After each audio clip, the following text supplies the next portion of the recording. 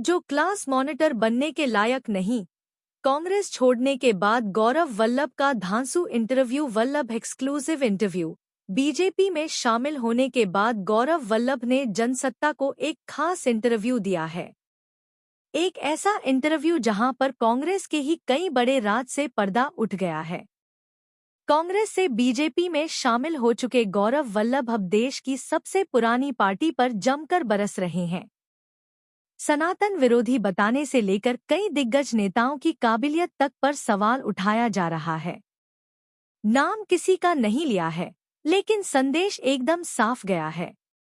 अब बीजेपी में शामिल होने के बाद गौरव वल्लभ ने जनसत्ता को एक खास इंटरव्यू दिया है।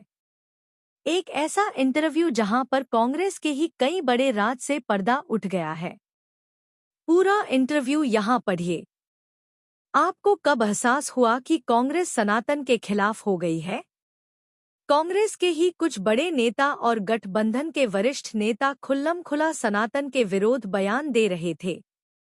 कांग्रेस उस समय चुप्पी साधे रहती थी, तो ये एक तरह से मौन स्वीकृति है।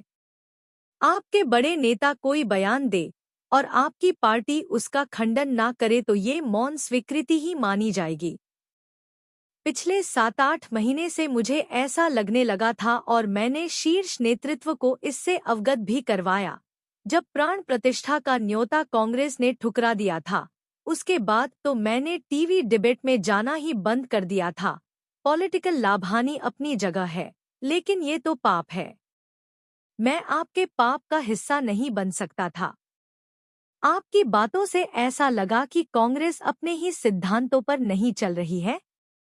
इनको कहा था कि ये कॉन्सेप्ट देश में नहीं चल सकता है।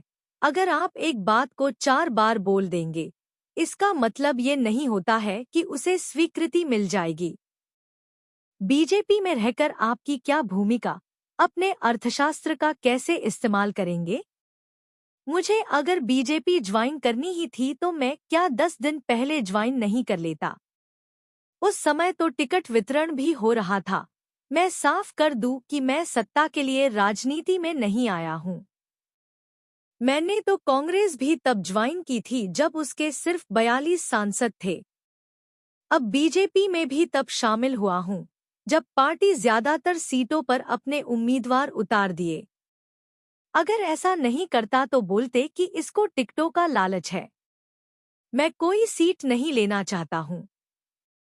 अगर मैं लड़ना चाहता तो पहले ज्वाइन करता। अब 2 चरणों के नामांकन तारीख भी निकल चुकी है।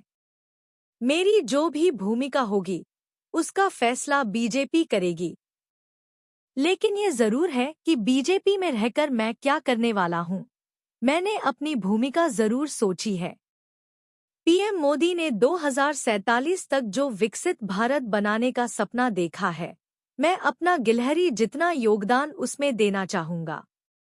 अब तमाम सवालों का जवाब देने के बाद गौरव वल्लभ के साथ हमने एक रैपिड फायर राउंड भी किया। हमने एक नेता का नाम उनके सामने रखा और जो भी उनके मन में तुरंत विचार आया, वो उन्होंने बताने का काम किया। बड़ी बात ये रही कि उन्होंने बेबाक होके बिना किसी फिल्टर के हर नेता के बारे में बोला। आइए एक नज़र इस रैपिड फायर राउंड